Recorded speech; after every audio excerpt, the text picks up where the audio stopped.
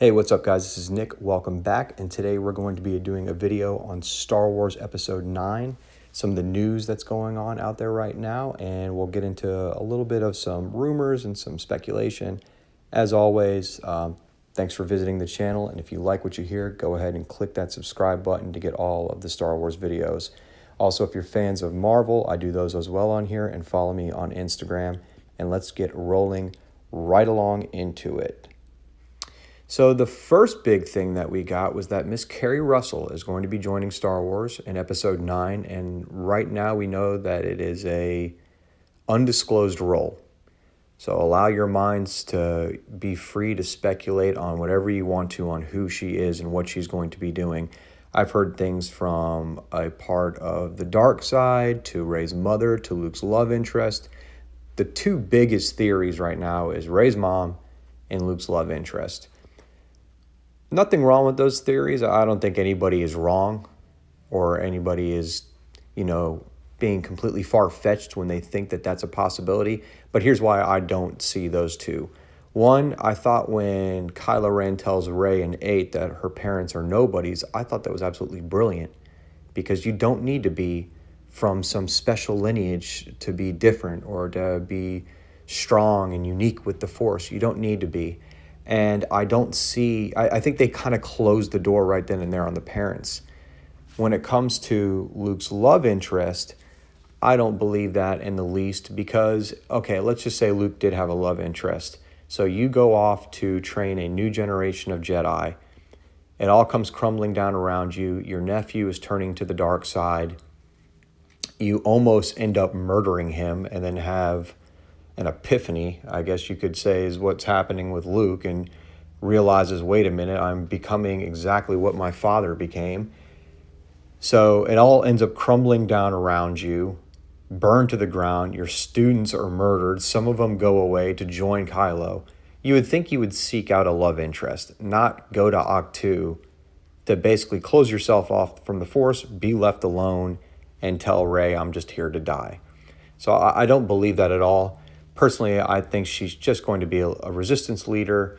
At the end of Episode 8, they reached out across the galaxy. The distress signal from the resistance was heard from multiple points, but nobody had answered. And I don't think that was anything more than, a lot of people heard it, and it was kind of one of those moments of, okay, what do we do now? We can't avoid this fight anymore. We have to get involved. It's kind of the same thing with Maz told Han in 7. You've sat out for too long. You need to get involved now. And that brings us to Billy D, who is now also going to be joining the cast, reprising his role as Lando, the galaxy's smoothest pimp. Super excited to have him back. I don't think it's anything more, though, than kind of a glorified curtain call. Like, okay, bring him back for one last hurrah. Here he is, an old, rebellion general. He's probably still chilling in Bespin, doing whatever he does, running the mining facility. So it's kind of one of those things where he'll probably come and support the resistance to end, the First Order's rule. It'll be great to see him. They brought back Harrison Ford in 7 and said goodbye. They brought back Mark Hamill and said goodbye. And I'm pretty sure him and Carrie Fisher, they'll do whatever they have to do to say their goodbyes in 9. Another really cool thing I'd heard about, and this one's gaining traction, I really hope it's true, is the 6 actors that were brought on board right now that have been working with Adam Driver in the studio. 6 guys working just with Adam Driver. We don't know exactly what they're working on, but they seem to be credited as the Knights of Ren. Very, very cool. I know a lot of people wanted the Knights of Ren to come back. They missed them in The Last Jedi. A lot of people were upset that they didn't see them.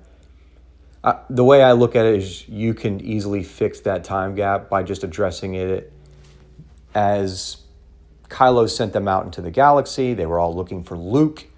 They found Luke. They've done what they've had to do now. Now Kylo Ren is the leader of the First Order, and he needs them to come back.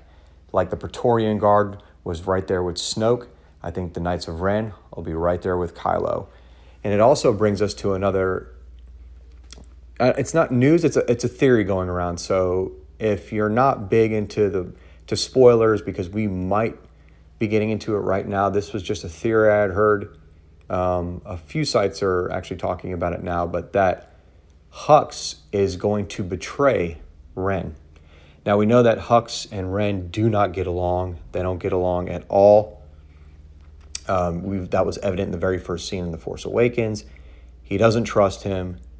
Hux looks at Ren as nothing more than a child throwing temper tantrums. He doesn't see him as a military leader. He doesn't respect him as a leader. He's very loyal to Snoke. So I thought that one had a little bit of weight to it. That does not seem that far-fetched to me. Hux probably wants to rule the First Order, doesn't believe in Kylo at all. And it'll be interesting to see how that all plays out. Will it tie into the new trilogy? As of right now, we don't have a whole lot of information other than what we know, and this is what we know right now.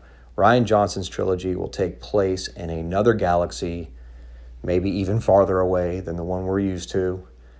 New characters, new adventures, new everything. So that means there might be 0 Jedi, 0 Sith, no dark side, no light side. It's going to be Star Wars. So I'm assuming that certain things in there will be, will be recognizable. But it's a completely new story with completely new adventures. So I don't think anything that we see in episode 9 is going to tie us into Rian Johnson's trilogy at all. 9 is the final closing chapter of the Skywalker saga, and it's important to go in with, the mindset that, okay, you're watching the end. This is the last. You might get some sprinkled Star Wars stories if they're going to keep trying to do that. Rogue One was solid, didn't do too well with Solo, but I don't think you're going to see any connections to Rian Johnson's. All right, and that's all I got for today, guys. Don't forget to leave comments below. I love getting your all's feedback on this. If you haven't followed my Instagram page, it's SW Outer Rim Empire, and I will holler at you all again soon. Later.